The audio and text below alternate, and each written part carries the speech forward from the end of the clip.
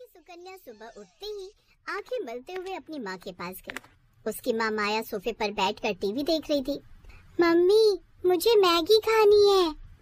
हाँ हाँ, अभी बना देती हूँ। वैसे भी मैंने कुछ और बनाया नहीं, तेरे पापा गए हुए अभी ऑफिस की ट्रिप के लिए बाहर, तो घर में मैं और तू ही तो है। ऐसा करती हूँ, दोनों के लिए वही बना देती हूँ, आसान है, जल्दी भी बन जाएगी। माया आलस के कारण जल्दी से मैगी बना देती है और खुद भी खाती है, साथ ही अपनी बेटी को भी खिलाती है। ज्यादातर उसका पति ट्रिप पर ही रहता, जिस कारण वो दोनों माँ बेटी ही घर में रहती और वो जल्दी में दोनों के लिए मैगी बना देती। ऐसे ही समय बीता और अब सुकन्या 22 साल की हो गई। मम्मी मम्मी यार, कहाँ हो? ओह गॉड, लगता है माँ पूजा में बैठ गई। मुझे तो कॉलेज के लिए लेट हो रहा है। एक काम करती हूँ, जल्दी से अपने लिए मैगी बना लेती हूँ। मेरी ऑल टाइम फेवरेट।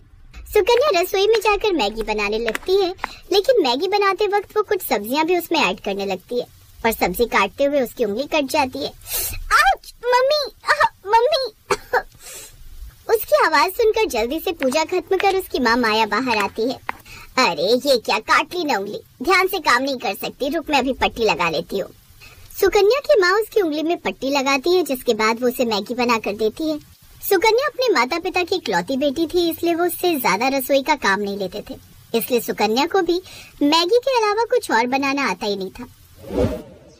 तू भी ना यार अंकित, पता नहीं कब तक यूं ही मेरे साथ तफरी मारता फिरेगा। ओ मैडम, तेरे लिए सीरियस हूँ मैं, समझा? ऐसा मत बोल।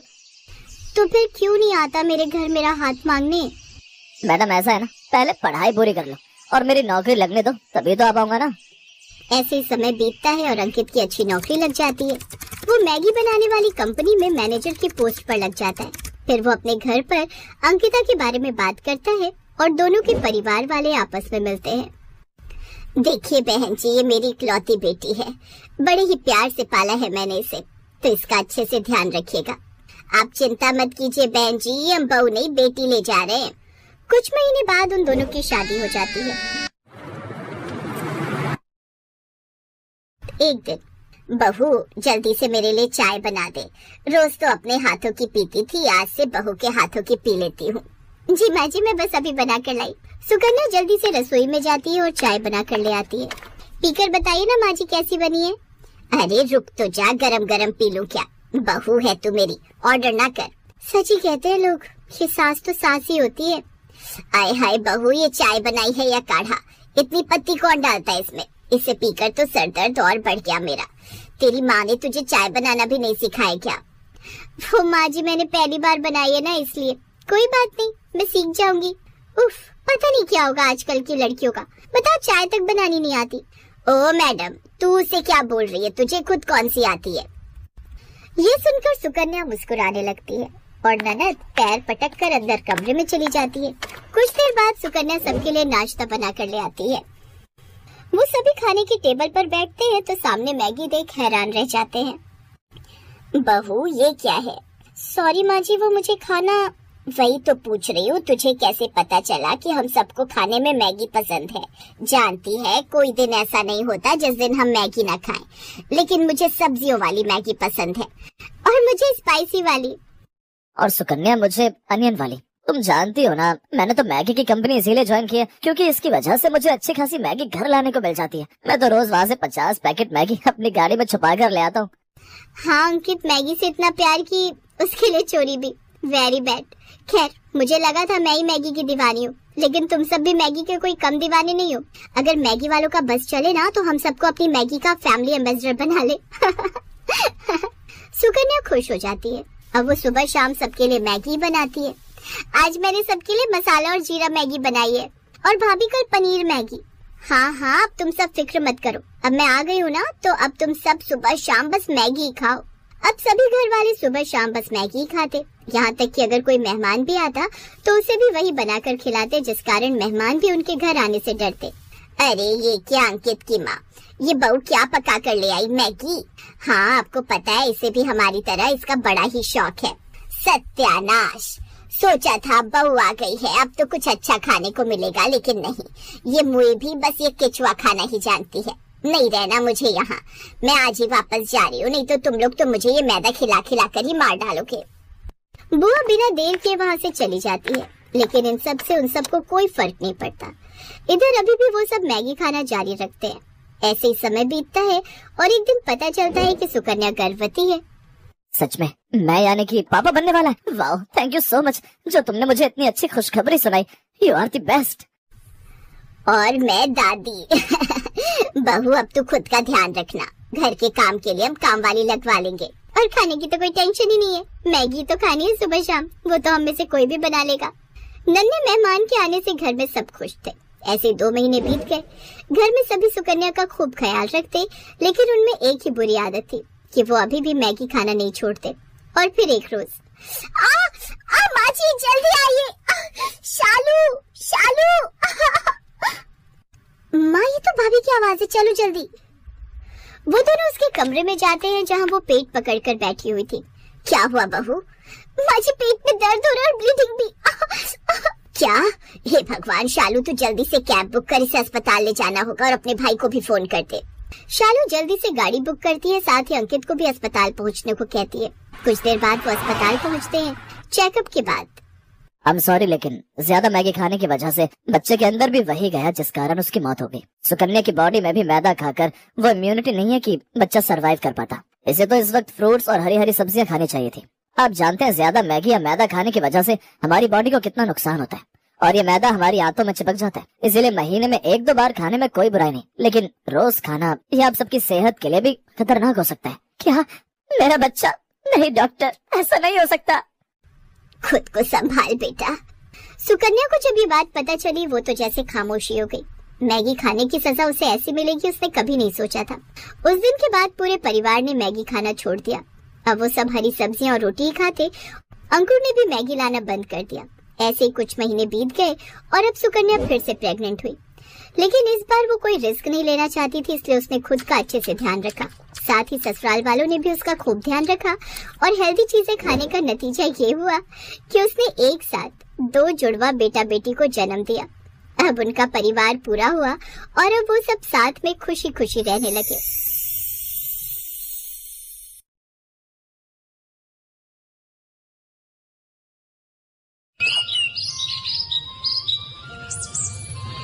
शीतल को मैगी खाने का बहुत शौक था। कई बार उसकी मम्मी इस बारे में उसे टोक चुकी थी। शीतल क्या बना रही हो बेटा? आपको पता तो है मम्मी, जब मैं किचन में होती हूँ तो मैगी के सिवा कुछ बनाना पसंद नहीं करती। बस भूख लगी थी बहुत जोरों की, तो मैंने सोचा मैगी ही बना लूं। शीतल बेटा, कभी कभी मैगी खाना ठीक है, पर इतना ज्यादा किसी चीज का आदी नहीं बनते हैं। तुम्हें और भी तरह के खाने बनाने आना चाहिए बेटा। कुछ दिनों में ससुराल जाओगी तो क्या वहाँ अपनी सास को मैगी बनाकर खिलाओगी? तो और क्या मम्मी, मैं तो अपनी सास को भी मैगी खाना सिखा दूंगी। शीतल ने अपनी मम्मी की बात को अनसुना कर दिया और फिर कुछ दिनों बाद शीतल की शादी सौरभ नाम के लड़के से हो जाती है। शीतल की सास नई बहू के आने से बहुत खुश थी। क्या बात है उर्मिला जी, नई बहू के हाथ का क्या खिला रही हो? आज तो बहू का दिन है, वो जो भी अपनी पसंद से खिलाएगी वो खा लेंगे। क्यों अनीता जी? जाओ बहू, मेहमानों के लिए कुछ अच्छा बना कर ले आओ। ठीक कह रही है उर्मिला जी। रश्मि भाभी जी, आज तो बहू की पसंद का ही खाएंगे। मोहल्ले की औरतें नई बहू की मुंह दिखाई के लिए आई हुई थी। उर्मिला के कहने पर शीतल रसोई में तो चली जाती है, पर उसे तो सिर्फ मैगी बनानी आती थी। मुझे तो सिर्फ मैगी बनानी आती है, अब मैं मैगी लेने के लिए किसको भेजूं? हाँ, ये ठीक रहेगा। रामू भैया, आपके पड़ोस में कोई दुकान होगी, वहाँ से मैं आपको पैसे देती हूँ, आप मुझे मैगी के पैकेट ला दोगे? पर बहुरानी, यहाँ पर तो कोई भी मैगी नहीं खाता। आप मैगी किसके लिए मंगवा रही हो? क्या यहाँ पर कोई मैगी नहीं खाता? ऐसा कैसे हो सकता है? अब सबको मैगी खानी पड़ेगी क्योंकि मुझे मैगी बहुत पसंद है। आप बस मुझे मैगी के पैकेट ला दो, बाकी सब मुझ पर छोड़ दो। रामू शीतल के कहने पर पड़ोस की दुकान से मैगी के पैकेट ले आता है। मोहल्ले की औरतें खाने के सामान का इंतजार कर रही थी। शीतल मैगी बनाकर सबके लिए लाती है। ये लीजिए माँ जी, मैंने आप सबके लिए गर्मा गर्म मैगी बनाई है। मैगी? ये तो बच्चों के खाने की चीज है बहू, हमसे ना खाई जाती है मैगी शैगी। शीतल पड़ोसन की बात सुनकर उदास हो जाती है। उसका मुरझाया चेहरा देख उर्मिला उसका साथ देती है और वो सबसे कहती है, अरे मैगी, ये तो मुझे बहुत पसंद है, कब से मैंने मैगी नहीं खाई थी। अरे तुम सब एक बार खाकर तो देखो, ये बहुत स्वादिष्ट बनती है, मैंने कई बार खाई है। खा लेते हैं, अब आए हैं तो बिना खाए जाएंगे तो बहू को अच्छा ना लगेगा। कैसी लगी मेरे हाथ की मैगी आंटी जी? पड़ोसन धीरे से मुस्कुरा देती है क्योंकि उन्हें ये सब खाने की आदत नहीं थी। कुछ देर बाद सब मेहमान चले जाते हैं। उस दिन की बात खत्म हो जाती है, पर अब तो अक्सर ही शीतल मैगी बनाने लगी। धीरे धीरे मैगी खाने की आदत उसकी सास को भी लगी। अरे शीतल बहू, वो तू जो मैगी बनाती है जरा सी बना ले, बड़ी स्वाद लगती है। पता नहीं तूने कैसी आदत डाल दी है, मन करता है रोजाना ही मैगी बनाकर खाओ। झट से तैयार हो जाती है, समय भी बच जाता है और पेट भी भर जाता है। तभी तो माँ जी मुझे मैगी बहुत पसंद है। अच्छा हुआ आप भी मेरी तरह मैगी खाने के आदी हो गए। आप बैठो, मैं आपके और अपने लिए जल्दी से चटपटी मैगी बनाकर लाती हूँ, फिर साथ में चाय पियेंगे। भैया 10 पैकेट मैगी के देना। क्या बात है रामू भैया, आजकल बड़े मैगी के पैकेट खरीद रहे हो? दोनों मेहमान ज्यादा आने लगे हैं क्या? अरे नहीं भीमा भैया, शीतल बहुरानी और माँ जी दोनों ही मैगी बड़े शौक से खावत हैं। चलो अच्छा है, हमार बिक्री भी ज्यादा हो जात है, हमार तो ग्राहक बने रहे, हमें और क्या चाहिए।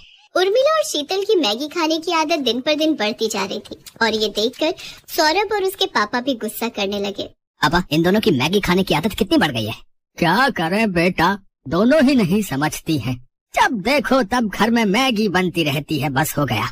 इन दोनों को कौन समझाए कि मैगी खाना बुरी बात नहीं है, पर हद से ज्यादा किसी भी चीज की आदत शरीर को नुकसान पहुंचाती है। पापा, माँ जी के पेट में बहुत तेज दर्द हो रहा है। क्या उर्मिला, क्या हुआ? अभी कुछ देर पहले तो तुम ठीक थी। पापा चिंता मत करो, मम्मी को मैं डॉक्टर के पास ले जाता हूँ। सौरभ अपनी मम्मी को डॉक्टर के पास ले जाता है। आपकी माताजी ने आज सुबह क्या खाया था? डॉक्टर, मैंने मैगी खाई थी। अच्छा, एक बार अल्ट्रासाउंड करना पड़ेगा, तभी पता चल सकता है कि क्या परेशानी है। बाकी मैं ये दर्द की दवाइयाँ दे रहा हूँ, आप इसे ले लेना, इससे आराम आ जाएगा। फिर अल्ट्रासाउंड की रिपोर्ट के बाद ही हम आगे का इलाज शुरू करेंगे। डॉक्टर उर्मिला को दर्द की दवाई दे देता है। अगले दिन उर्मिला की अल्ट्रासाउंड की रिपोर्ट आती है, जिसमें पता चलता है कि उर्मिला का लीवर बढ़ गया है और उसमें सूजन है, जिसका मुख्य कारण मैदे का ज्यादा सेवन है। अब कुछ टाइम तक इनको मैदे से बनी कोई भी चीज नहीं खानी है, यहाँ तक कि ज्यादा तेल, मिर्च, मसाले सब कुछ अवॉइड करना है। उर्मिला की तबीयत खराब देख शीतल को बहुत दुख होता है। आज मेरी वजह से माँ जी की यह हालत है, मैंने ही उन्हें मैगी खाने की आदत डाली। हमने 1 या 2 बार नहीं बल्कि रोजाना ही मैगी खाई, जिस कारण आज माँ जी की तबीयत खराब हो गई। मुझे माफ कर दो माँ जी, आज मेरे कारण आपकी तबीयत खराब हो गई। ना मेरी बच्ची, रो नहीं, देख मैंने दवाई ली है, मैं अब ठीक हूँ। कुछ दिन आराम करूंगी, फिर मैं ठीक हो जाऊंगी। ये डॉक्टर तो ऐसे ही डराते रहते हैं, मुझे कुछ नहीं हुआ है। माँ, अब तुम आराम करो और समय पर दवाई देनी है, इस बात का ध्यान रहे शीतल। अब चिंता मत करो, मैं माँ जी का पूरा ख्याल रखूंगी। शीतल उर्मिला का बहुत ध्यान रखती है।